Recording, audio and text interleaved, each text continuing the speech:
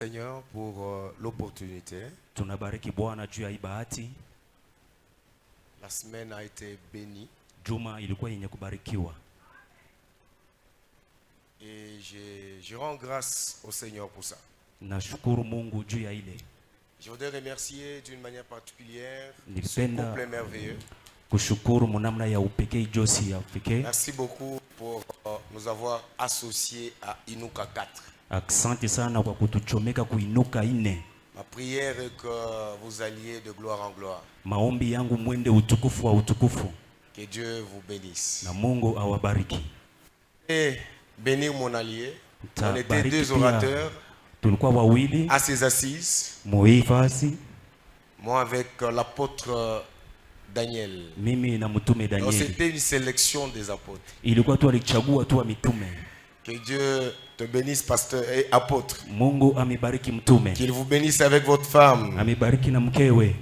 Je vous aime beaucoup. Na wapenda sana. Amen. Amen. On n'a pas présenté ma charmante épouse. Elle va se tenir debout. Atasimama. On va l'honorer, Maman Anne. Maman Anne. On a toujours dit derrière un grand homme, une grande femme. C'est vraiment une bulldozer. Et je l'ai déjà consacré pasteur. Il est pasteur. Pasteur Anne. Pastori Anne. Que Dieu soit loué, que Dieu soit béni. Je voudrais saluer mes enfants de la communauté qui m'ont accompagné.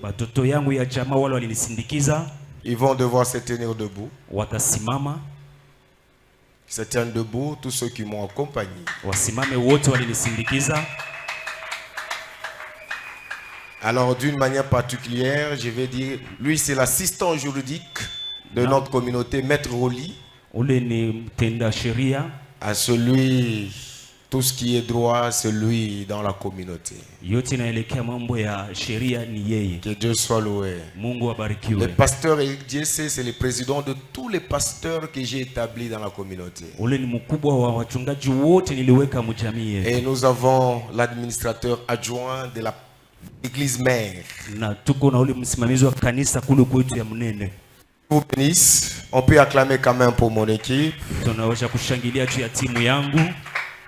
Merci à tous les hommes de Dieu. Vous savez, lorsqu'un homme de Dieu vient écouter un autre homme de Dieu, c'est une preuve d'humilité. Les hommes de Dieu sont... C'est tous les dimanches, les hommes de Dieu sont surchargés. Et d'une manière particulière, je vais saluer l'apôtre Boni Ololo. Merci beaucoup, apôtre Boni. Que Dieu soit loué. Que Dieu soit béni. Voilà. Ce soir, nous bouclons la boucle. Avec un sujet merveilleux. Genèse 12, 1 à 4. C'est ça le thème. Donc, Genèse 12, 1. On peut lire d'abord le thème, on se tient debout. On lit d'abord, c'est Genèse 12, 1. C'est ça le sujet pour ceux qui n'étaient pas là depuis le premier jour.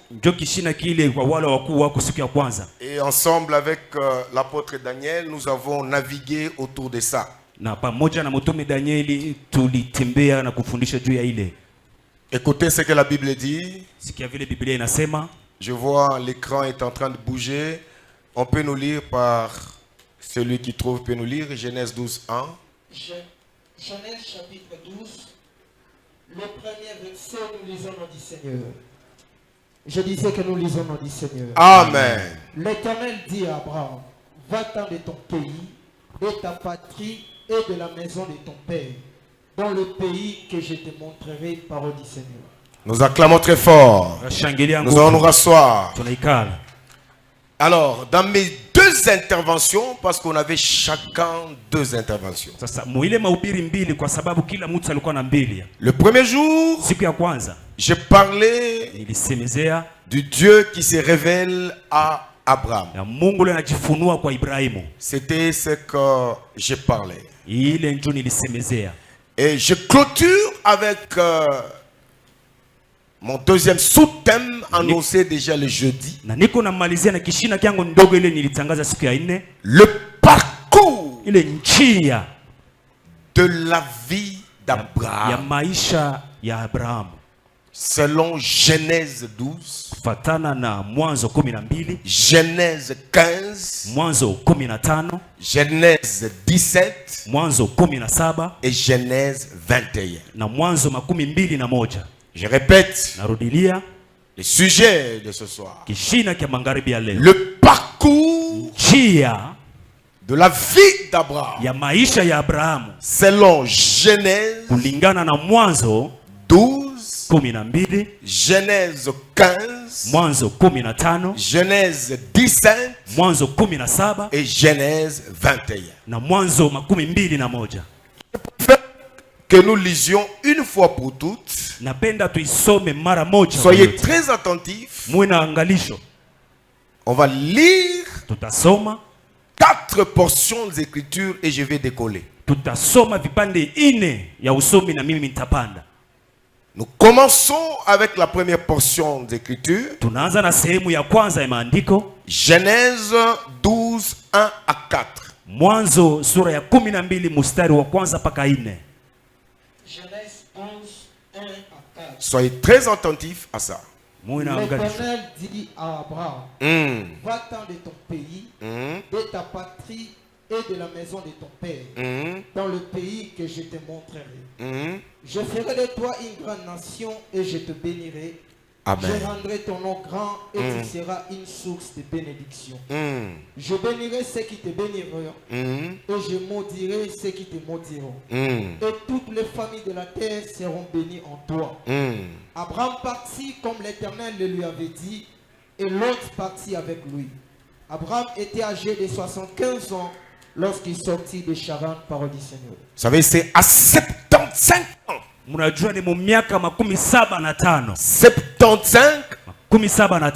que Dieu se révèle à Abraham.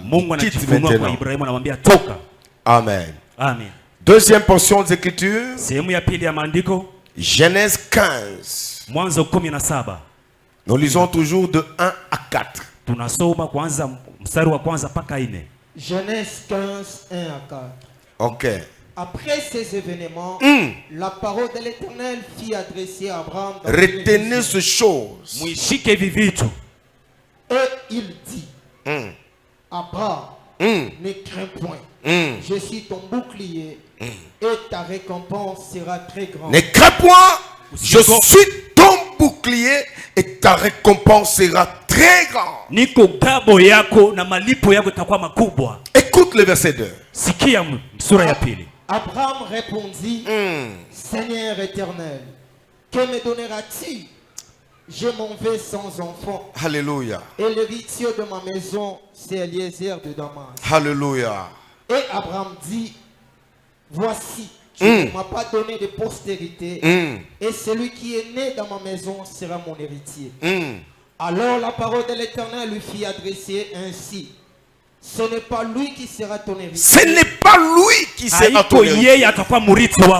Mais c'est celui qui sortira de tes entrailles qui sera ton héritier, parole du Seigneur. Alléluia. Amen. Que Dieu soit loué. Troisième portion des Écritures. Genèse 17, 1 à 6.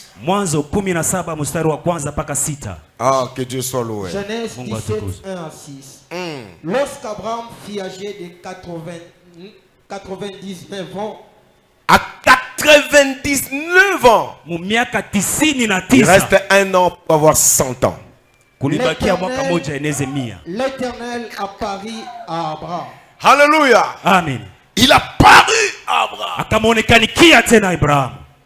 Continue. Et lui dit, je suis le Dieu Tout-Puissant. Je suis le Dieu tout puissant, soulignez ça. Niko Mungu muweza yote. Piga kistari.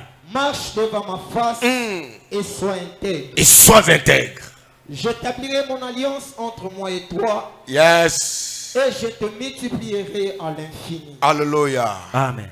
Abraham tomba sur sa face. Oh. Et Dieu lui parla en disant, voici mon alliance. Voici mon alliance. Angalia agano yangu Que j'ai fait avec toi. Tu deviendras père d'une multitude de nations.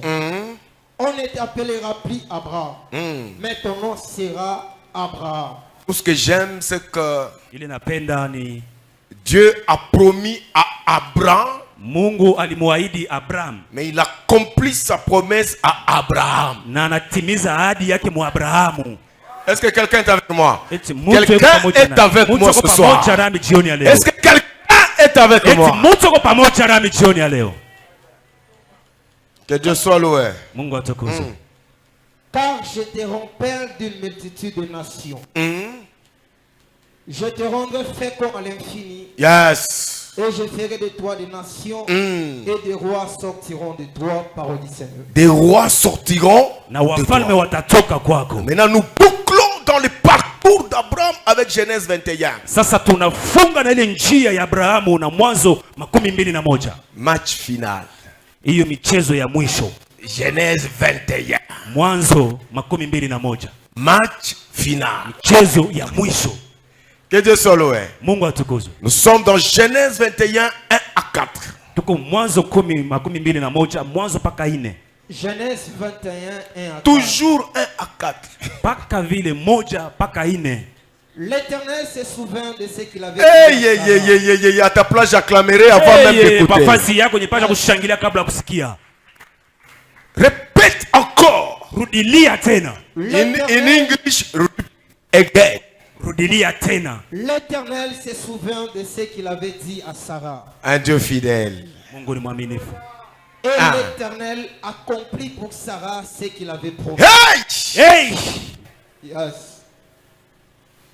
Sarah devait enceinte. Et elle enfanta un fils à Abraham dans sa vieillesse. Au temps fixé dont Dieu lui avait parlé. Chaque chose a son temps. Kila kitu na wakati yake. Abraham donna le nom d'Isaac au fils qui lui était né, que Sarah lui avait enfanté. Abraham circoncit son fils Isaac, âgé de 8 jours, comme Dieu le lui avait parlé, parole du Seigneur. Nous acclamons très fort. Tunashangilia nguvu. Amen. Amen. Je commence avec le premier parcours. Minaanza na ile njia ya kwanza. Selon Genèse 15. Kufatana na Mwanzo 15. Dans Genèse 15. Mwanzo 15. Dieu apparaît à Abraham. Non. J'ai voulu aller très vite. Nitafuta kwenda haraka. Je commence avec Genèse 12. Minaanza na Mwanzo 12. Dans Genèse 12. Mwanzo 12. Dieu commence. Mungu anaanza à annoncer à Abraham. Ya kumtangazia Abraham Un futur meilleur. Kesho yake ya mzuri. J'ai dit à quelqu'un ton lendemain est meilleur. Nasema na mtu mmoja kesho yako kwa ya mzuri. Prophète Élie, tu m'entends bien? Nabii Elia mnanisikia mzuri? Il dit, anasema, je ferai de toi une grande nation. Wewe utakuwa taifa kubwa. Je te bénirai. Nitakubariki. C'est un futur meilleur. Inakuwa ni kesho ya mzuri. Je dis à quelqu'un qui traverse des moments compliqués. Nasema na mtu mmoja anapitisha wakati ya nguvu. Que ton lendemain sera plus meilleur que ton aujourd'hui. Kesho yako itakuwa ya mzuri kuzidi leo. Est-ce que quelqu'un me comprend? Eti mtu ananielewa? Même si les choses semblent être bloquées. Hata vitu vinaonekana viendeki. Il a déjà parlé. Lakini Mungu alishakusema. Il a dit bénirai. Anasema nitakubariki. Il a dit et rendrai ton nom grand. Asamita ikuza jina lako. Je parle à la mission évangélique Arche de Noé. Niko nasema na hiyo Arche de Noé. Dieu va te rendre grand. Mungu ataifanya kubwa. Mungu abarikiwe. Il annonce un futur meilleur. Anamwambia kesho mazuri. Mais attention. Sasa angalisho. Quand il annonce un futur meilleur, wakati anamuonesha kesho mzuri, il demande à Abraham d'effectuer un nouveau départ. Anamwambia Abrahamu afanye kutoka. A dit à ton voisin un nouveau départ. Kutoka kwa sasa. Amen. C'est bien, je t'annonce un futur meilleur. Ni mzuri na kuambia kesho yako mzuri. Et je te demande sasa na kuomba kitu kimoja, de faire un nouveau départ. Kufanya mwanzo ya sasa. Le nouveau départ, ile mwanzo mpya, dans une brève définition, inakuwa mfasirio kifupi tu, c'est le sévrage. Inakuwa ni kutairua. Ah, explique bien. Fasiria mzuri. Vous savez les mamans qui allaitent. Mnajua wale mama wananyonyesha. Quand tu enlèves l'enfant au lait, wakati unamtosha mtoto kwa maziwa, c'est ça les sévrages. Ndio ile kumtosha mtoto kwa maziwa. Quand il y a sévrage, kama vile unakuwa kumtosha, il y a deux réalités. Kunakuwa maufahamu mbili. La première réalité, ce sont les parents. Maukweli wa kwanza ni wazazi. Ils sont contents. Wao wanafurahi. L'enfant a grandi. Mtoto anakomea. Mais la deuxième réalité, na ukweli ya pili, c'est la tristesse. Inakuwa ni huzuni. C'est l'enfant. Ni mtoto. L'enfant pleure. Mtoto analia. Hey! Il dit je vais amorcer une nouvelle vie. Anasema mimi nitaanza maisha ya sasa. J'étais habitué au lait maternel. Nilizoea maziwa ya mama. Maintenant c'est la nourriture solide. Sasa inakuwa ni chakula nzito. J'ai dit à quelqu'un, nasema na mtu, le travail que Dieu fait dans nos vies, ile kazi Mungu anafanya mu maisha yetu, par moment nous pleurons, mu wakati fulani tunalia, mais c'est pour le bien de Dieu. Est-ce que quelqu'un est avec moi? C'est pourquoi Dieu dit à Abraham, quitte ta maison, la maison de ton père. Ça fait mal. C'est le sévrage. Il était habitué aux frais généraux. Les unités on achetait pour lui. Tout on achetait pour lui. Les shawarma on achetait pour lui. La pizza on achetait pour lui. Mais Dieu lui dit, quitte maintenant. Va dans les pays que je te montrerai. Il ne connaît ni la couleur de ce pays, ni les réalités de ce pays. Alléluia. Vous savez, dans les ministères, il y a des choses quand Dieu te dit commence, tu te dis comment cela se fera-t-il.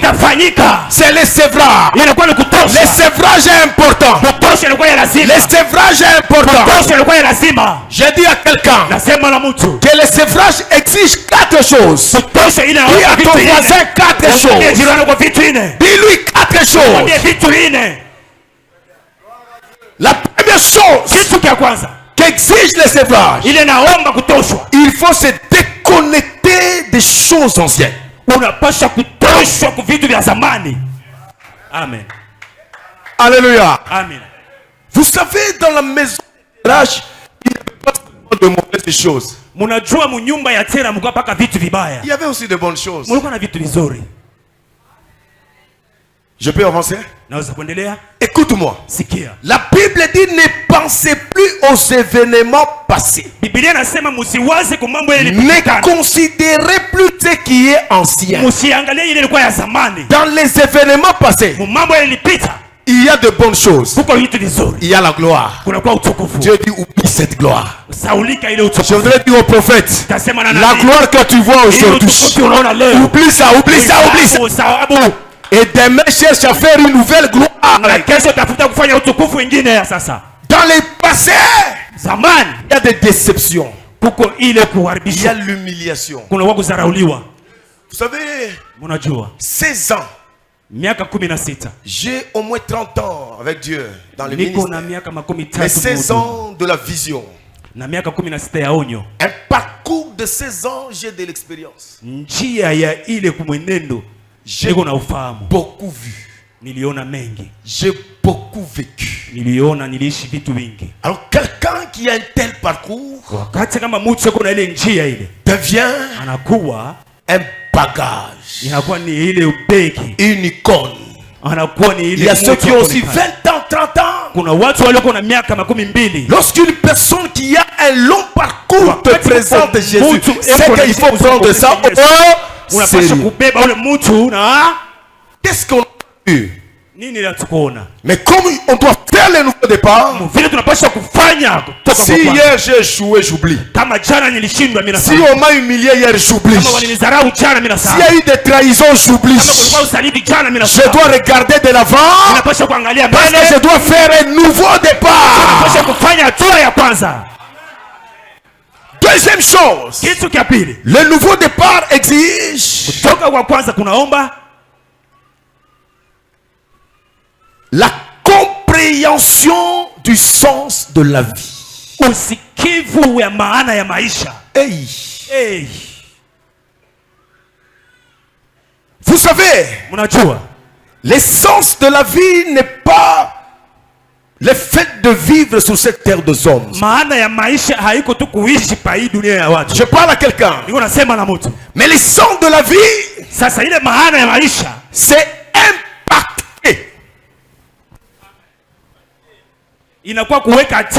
c'est impacté.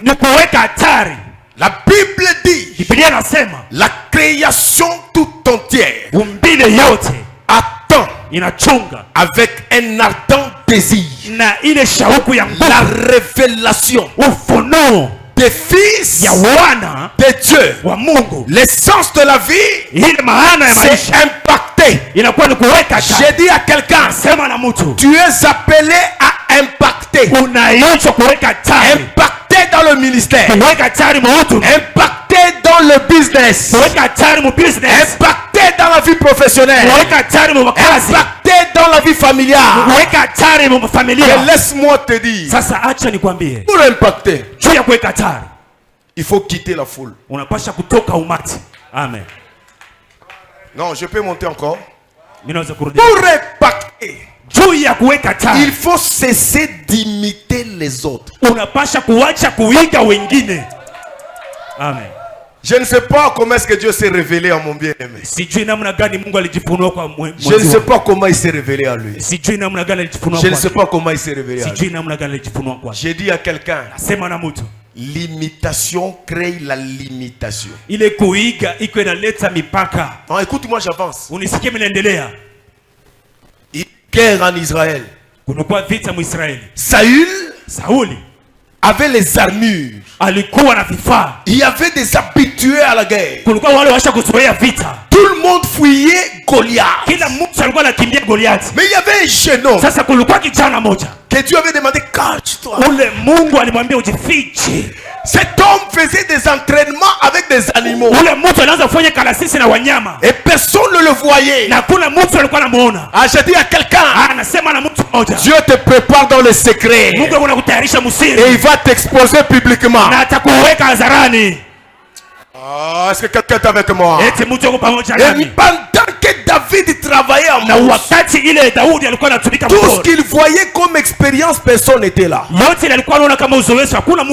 seul nom qu'il a aidé, c'est le nom de l'Éternel.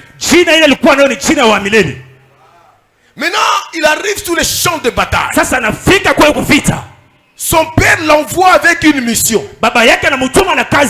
Alors que Dieu avait une mission par excellence. J'ai dit à quelqu'un, si ton père t'a envoyé aux études, c'est bien. Mais au-delà des études, il y a une mission sur cette que tu dois remplir. Cette mission échappe à la connaissance de ton père biologique. Est-ce que quelqu'un m'entend? Il arrive sur les champs de bataille, prophète. Il trouve que tout Israël était en débandade. Et son grand frère l'intimide. Tu fais quoi? Je connais ta malice. Il dit seulement, mais qu'est-ce qu'on donnera à celui qui va? Le roi promet sa fille. Écoute-moi. Il dit, moi je vais m'avancer devant Goliath. Ah, dis amen que j'avance. David veut avancer devant Goliath. Saül lui dit, non, viens. Prends mes armures. Va combattre battre Goliath avec mes armées. Chers hommes de Dieu, comprenons-nous bien.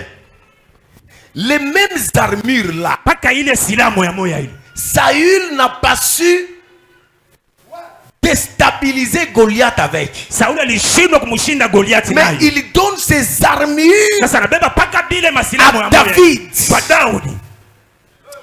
David porte. Il avance. Il dit non, ça, ce n'est pas la manière dont Dieu s'est révélé. Ça pèse. Il enlève. Il a refusé d'imiter. Si il y a des hommes de Dieu qui aiment les vins, toi refuses les vins.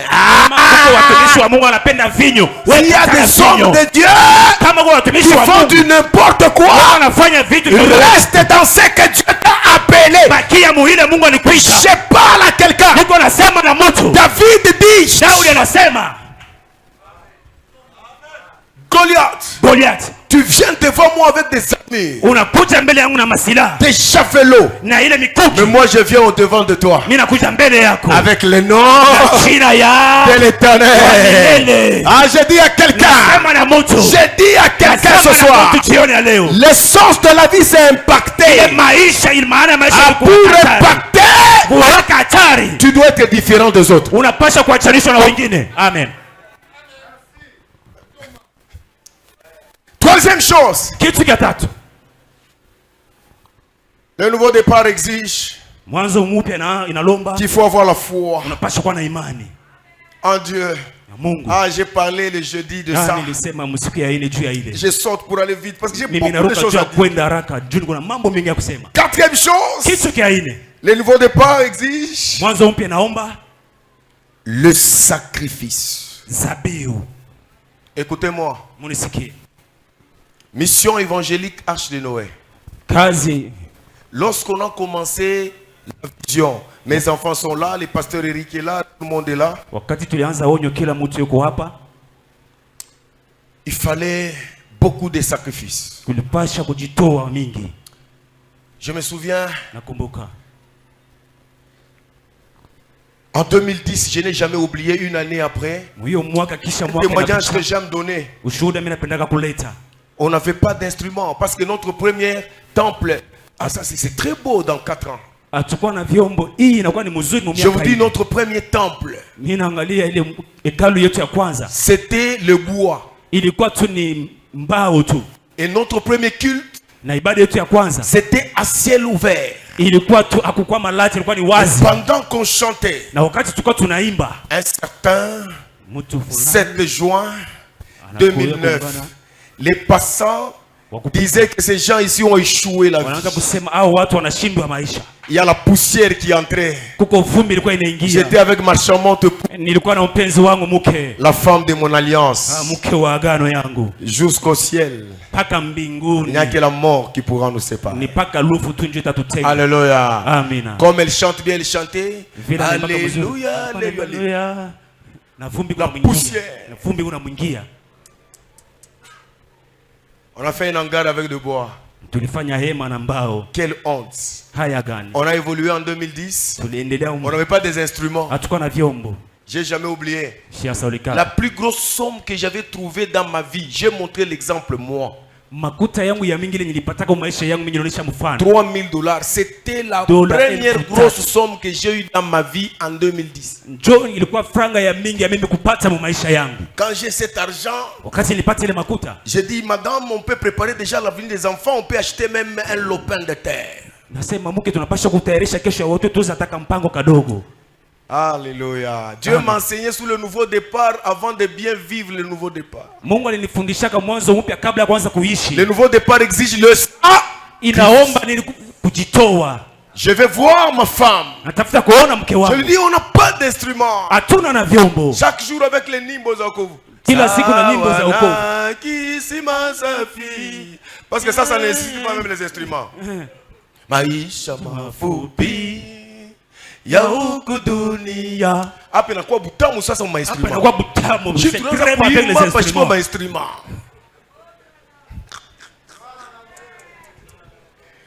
J'ai dit, madame, qu'est-ce que tu penses? On achète un terrain ou bien on donne à Dieu? Il dit, achetons les instruments.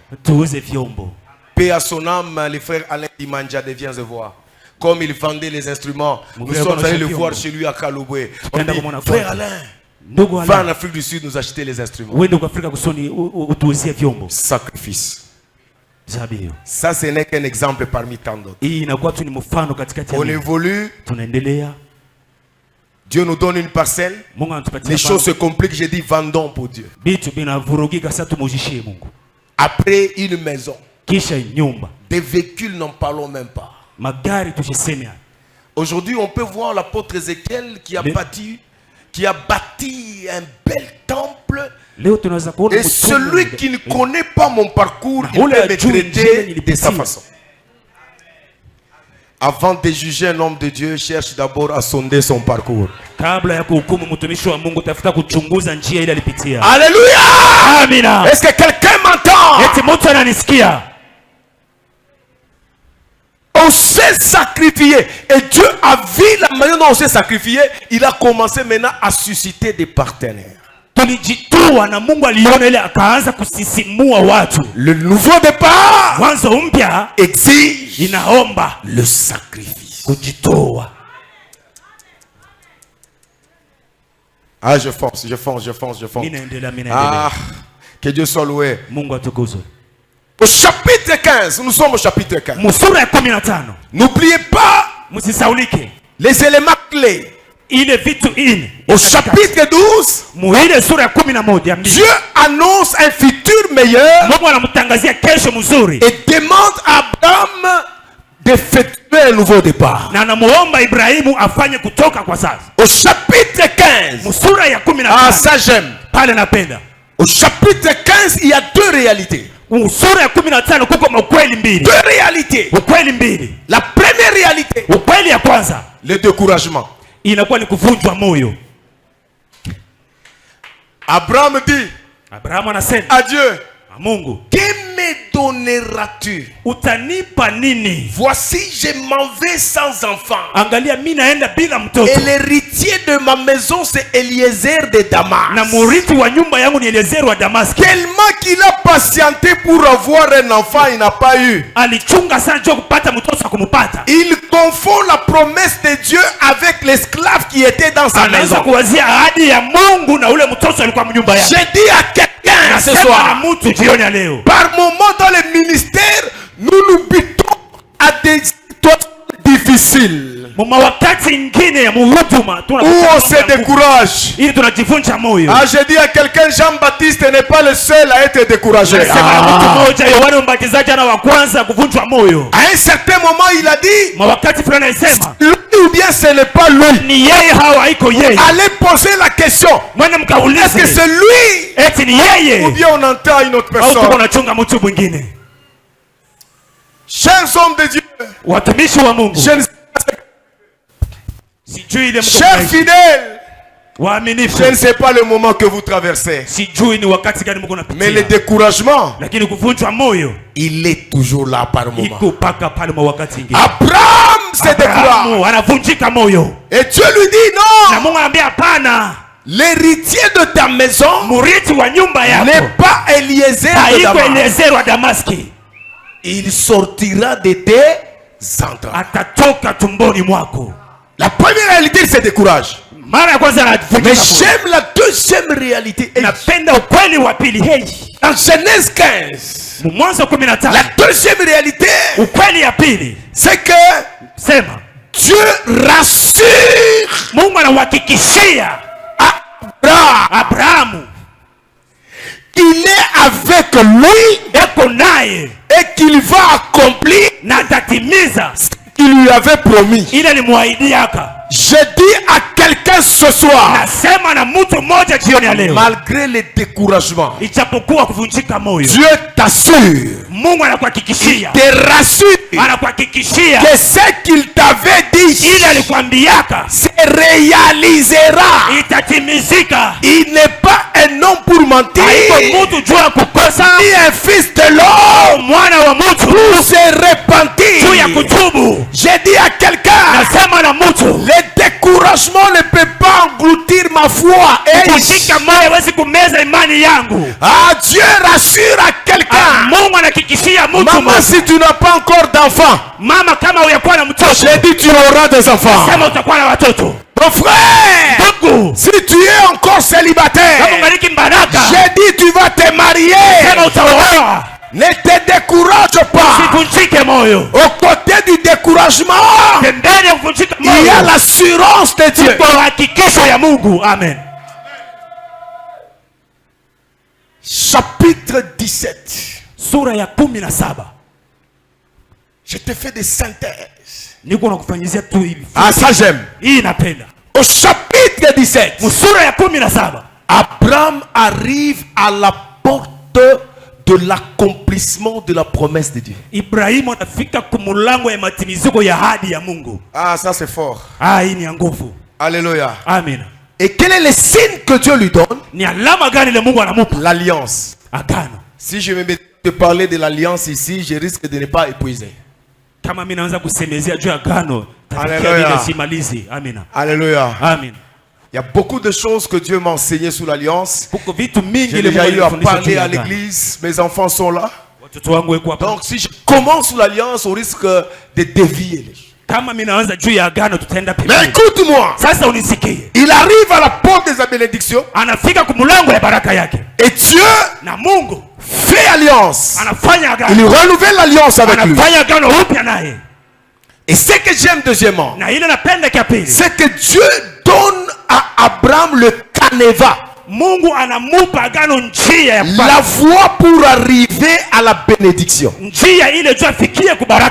lui dit deux choses.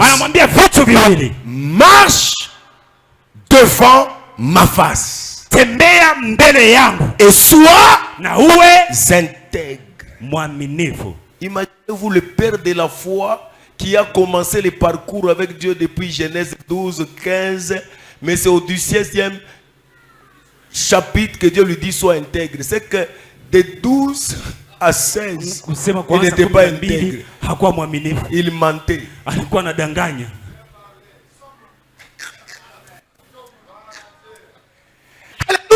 Amen.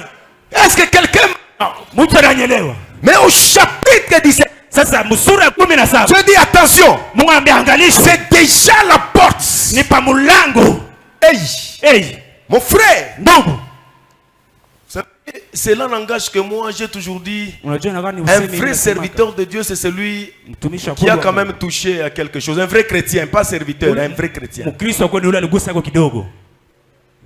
Ah, même si vous ne dites pas amen, j'ai dit amen moi-même. Amen. Vous savez, il y a des gens qui sont saints, c'est un semblant de sainteté. Attention,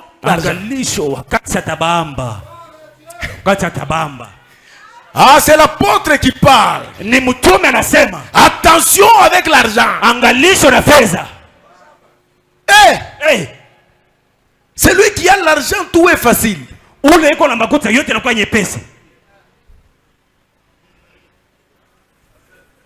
Je connais des hommes de Dieu qui n'avaient pas l'argent, qui prient.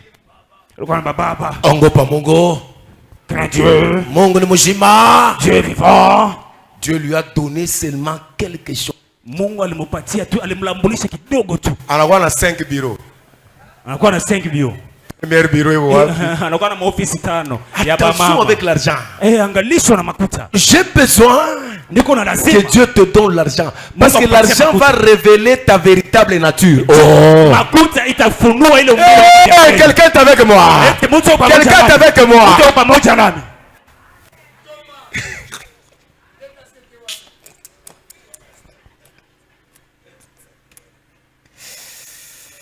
Ah, Yesu wangu.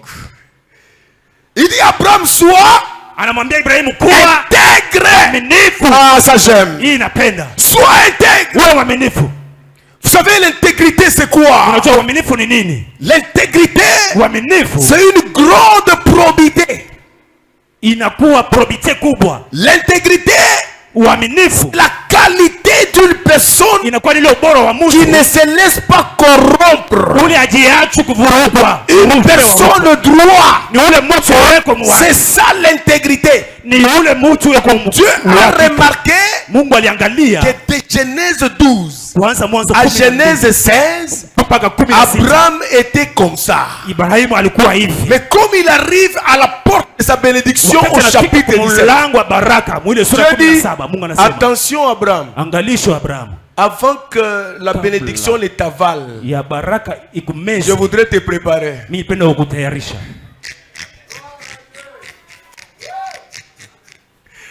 C'est pourquoi Deutéronome dit, lorsque l'Éternel te fera arriver dans le pays où coule le miel, garde-toi d'oublier l'Éternel. La Bible a tout prévu.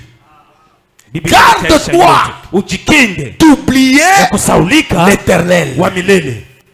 Je peux avancer? Sois intègre. J'ai dit à quelqu'un, avant l'accomplissement de la promesse de Dieu dans nos vies, Dieu commence par se révéler en nous dans une nouvelle dimension. Amen. Abraham, il parle à Abraham. Abraham signifie père élevé. Quitte. Mais la promesse s'accomplit à Abraham. Abraham signifie père d'une multitude. On peut être élevé mais pour soi-même. Mais quand on est père d'une multitude, Dieu donne un cœur d'être une source. Oh. Est-ce que quelqu'un est avec moi? Quelqu'un est avec moi? Il y a des gens qui sont élevés mais qui sont égoïstes. Mais quand on est Abraham, le père d'une multitude, on devient une source. On devient le canal de bénédiction. Ce soir, j'ai dit à quelqu'un, tu es un canal de bénédiction. Tu n'es pas père élevé, mais tu es père d'une multitude.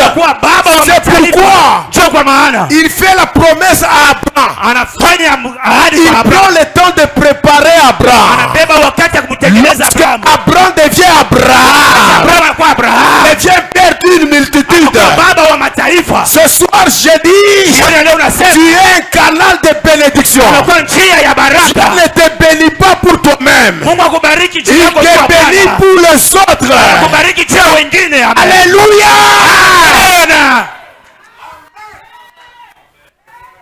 Que Dieu vous bénisse.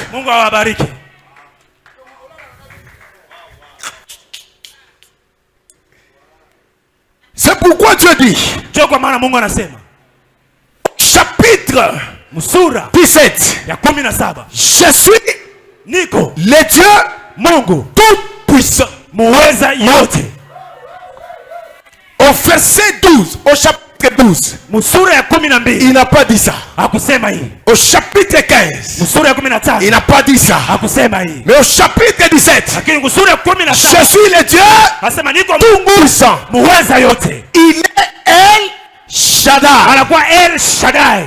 Il est omnipotent. Le Dieu tout puissant. À toi, le Dieu tout puissant, c'est le Dieu qui peut tout. Il peut tout. Il a le pouvoir d'élever. Il a le pouvoir d'abaisser. Écoute-moi. Job m'enseigne bien sur le Dieu tout puissant. Au chapitre 1, Job pleure. Au chapitre 2, Job pleure. Au chapitre 3, Job pleure. Job oublie autant qu'il existe un chapitre 1. C'est aussi un chapitre 42. Au chapitre 42, lorsque Dieu se révèle comme tout puissant, il restaure sa vie. Job dit ceci: oreille, mon oreille avait entendu parler de toi. Mais maintenant, mon œil t'a vu. Je peux avancer. Ce n'est plus le temps d'entendre les dieux qui guérissent, mais c'est le temps de vivre les dieux qui guérissent. Ce n'est plus le temps d'entendre les dieux qui élèvent. C'est le moment de vivre les dieux qui élèvent. Ce n'est plus le temps d'entendre les dieux qui délivrent. C'est le temps de vivre les dieux qui délivrent. Je dis à quelqu'un, tu as beaucoup entendu. Tu vas maintenant vivre. Il ne se limite pas seulement là-bas. Il continue. C'est Job. Il dit je reconnais. Ah, je reconnais.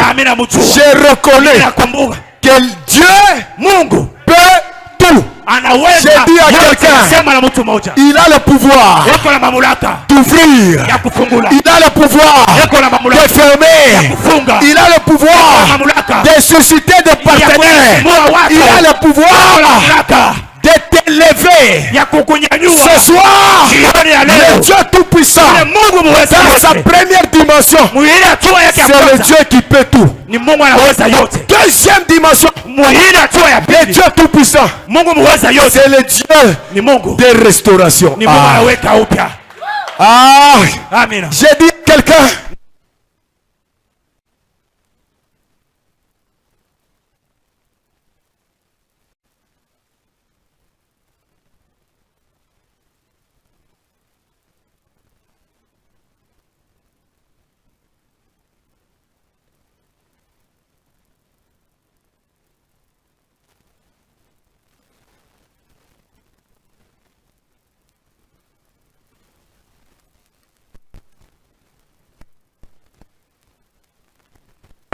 la Bible dit, je rendrai les années qu'on dévorait, les sauterelles. Ah, j'ai dit à quelqu'un, oublie tout ce que tu as connu comme échec. Le Dieu Tout-Puissant est présent ce soir. Il est présent ce soir.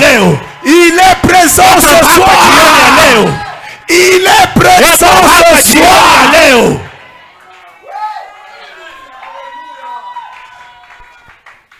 Que Dieu te bénisse. Dis à ton voisin, la porte chute. Au chapitre 21, nous bouclons la boucle. J'aime bien le chapitre 21. Au chapitre 21, la promesse s'accomplit. Je te présente un Dieu fidèle. Après 25 ans de patience, la promesse s'accomplit. Je dis à quelqu'un, la promesse de Dieu dans nos vies crée l'espérance. Non, tu ne m'entends pas.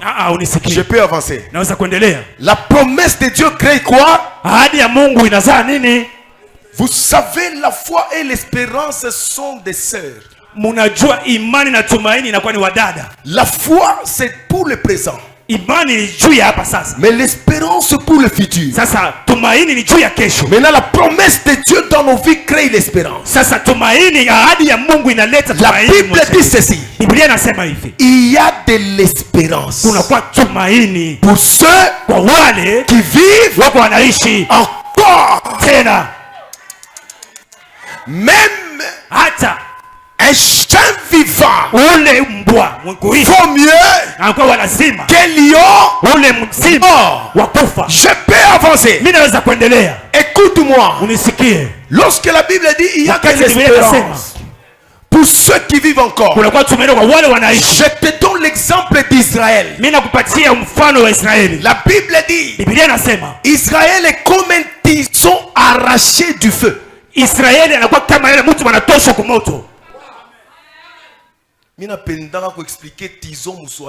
Moi j'aime expliquer tison en swahili. Tison unaona kuko four. Unaona kuko ile four. Baneka mankuni. On met le bois. Moto inaanza kuwaka. Le feu commence à brûler. Moto inawaka. Feu brûle. Kisha unakuwa kuretirer nkuni. Après tu retires le bois. Inalungula kipande. Une partie. Ailungule yote. Pas tout entier. On a touché aux enfants de Job. On a touché à la richesse de Job. On a touché au bétail de Job. Mais on n'a pas touché à sa vie. J'ai dit à quelqu'un, parce que tu respires encore, même si ça ne marche pas aujourd'hui, tu es comme un tison arraché du feu. Ça marchera. C'est pourquoi Paul dit aux Romains, Abraham, espérant contre toute espérance. Il y a deux formes d'espérance dans la vie. L'espérance naturelle, placée chez les gens. J'ai dit à quelqu'un, l'homme déçoit toujours. Il peut te promettre à midi, le soir il change. C'est pourquoi la Bible dit, maudit soit celui qui se confie dans l'homme. Et il y a la deuxième forme d'espérance, c'est l'espérance naturelle. C'est ce que Dieu dit. Espérant contre toute espérance. C'est l'espérance placée en Dieu. J'ai dit à quelqu'un ce soir, les hommes peuvent te décevoir. L'apôtre Ézéchiel peut te décevoir. L'apôtre Boni Ololo peut te décevoir. Mais il y a quelqu'un qui ne peut jamais te décevoir. Quand il y a accomplissement de la promesse, allons vite dans Habakkuk 2, je chute. Habakkuk 2. Est-ce qu'on peut lire? J'étais à mon poste. Est-ce que quelqu'un peut lire rapidement? J'étais à mon poste. Frère, rapidement.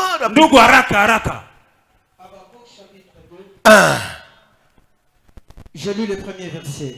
J'étais à mon poste. Je demande à quelqu'un, attends la promesse de Dieu à ton poste. Vous les enfants de la mission, restez là. Cher homme de Dieu, je peux glisser quelque chose. Écoutez-moi. Vous savez, première chose, on peut prier partout. Parce que Dieu est partout. On peut prier à New Imole. On peut prier ici. À Viens et voir. Tout ça. Acclame seulement comme ça. Je n'ai pas encore fini. Deuxième chose. Dieu ne nous voit pas partout. Amen. Ah, commence à acclamer. Tu vas encore acclamer très bien. Tu vas encore acclamer très bien. Tu vas encore acclamer très bien. Maintenant, c'est la troisième chose qui doit te pousser à acclamer. La bénédiction de Dieu est liée à l'endroit où Dieu nous voit. Alléluia. Amina. Quelqu'un est avec moi. Il y avait plusieurs champs en Israël. Il fallait que Ruth l'âne dans les champs de Boaz pour avoir Boaz. J'ai dit aux enfants de la mission, restez ici. Même si un homme de Dieu vient prêcher en crachant le feu, il n'est pas plus que votre pasteur. Est-ce que quelqu'un est avec moi? C'est l'apôtre qui parle. L'onction ici est liée à cette église, à l'ange de l'église. Restez là. Et Simba. Et Simba te. Eko Simba kaka. Alléluia. Attends la promesse de Dieu à ton poste. Maintenant on continue. Continue frère. Sur la tour. Rapidement. Je veillais pour voir ce que l'Éternel me dirait. Et ce que je répliquerai après ma plainte parodiste. Ouais. Continue. L'Éternel m'adressa la parole et il dit. Écris la prophétie. Écris la prophétie. Fais ça. Écris la prophétie. Grave-la sur de table. Vous savez, quand on grave quelque chose, on ne peut jamais effacer. Grave-la. Continue. Grave-la sur de table. Enfin qu'on la lise couramment. Qu'on la lise couramment. Car c'est une prophétie dont le temps est déjà fixé. C'est un premier roue de la prophétie. Je suis par 4 roues de la prophétie.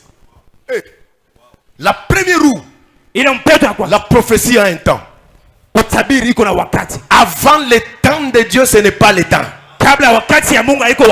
Est-ce que quelqu'un m'entend? Par rapport au temps des hommes qu'on appelle Chronos, tu peux sembler être en retard. Mais le Kairos, la prophétie a un temps. C'est la première roue de la prophétie. J'ai dit à quelqu'un, le temps d'Ézéchiel n'est pas le temps de Julien. Le temps de Julien n'est pas le temps de Élie. Le temps d'Élie n'est pas le temps de Bololo. Chacun a son temps. Nous ne sommes pas dans une course. Alléluia. On n'est pas dans une course. Ça c'est la première roue. Deuxième roue de la prophétie. Et elle ne mentira pas. Elle ne mentira pas. J'ai dit à quelqu'un, les promesses de l'Éternel sont oui. Ce qu'il dit, c'est la vérité. Il ne ment pas. Deuxième roue. C'est une voiture, il faut qu'il y ait 4 roues. Deuxième roue. Si elle tarde, attends-la. Car elle s'accomplira. Non, elle marche. Il y a un endroit où il marche. Elle marche vers son Ah, ça, on a mis chez soi, mais là, on a sauté. Troisième roue, la prophétie marche. Vous savez, la marche dans la prophétie, ce sont les coups que nous connaissons. Les échecs, les hauts, les bas. On dit, la prophétie marche. Elle marche. Elle marche. Elle marche. Je connais l'échec, je me relève. Elle marche. Et j'aime la dernière roue pour que la voiture soit stable. Dit quoi? Elle s'accomplira certainement. Il parle à Abraham en Genèse 12. Le Dieu fidèle accomplit sa promesse en Genèse 21. Il n'est pas un homme pour mentir, ni un fils de l'homme pour se repentir. J'ai dit à quelqu'un, ton futur est glorieux. Ne regarde pas ce que tu vis. Dieu est fidèle. Dieu est fidèle. Il est fidèle. Il est fidèle. Après 25 ans, il a accompli la promesse.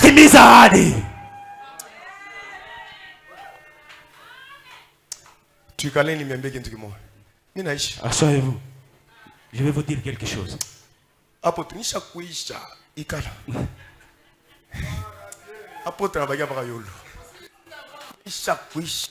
J'ai déjà terminé. Moi j'aimerais. Vous savez, ma plus grande force, même Paul dit, s'il faut se glorifier, glorifie-toi dans le Seigneur. Moi j'investis dans le ministère des autres. Cher homme de Dieu, investissons dans cette œuvre. Je peux avoir des enveloppes pendant 3 mois. On va souscrire. Je vous dis, j'ai expérimenté ce que la Bible dit. Si tu es fidèle à ce qui est à toi, je donnerai aussi ce qui est à toi.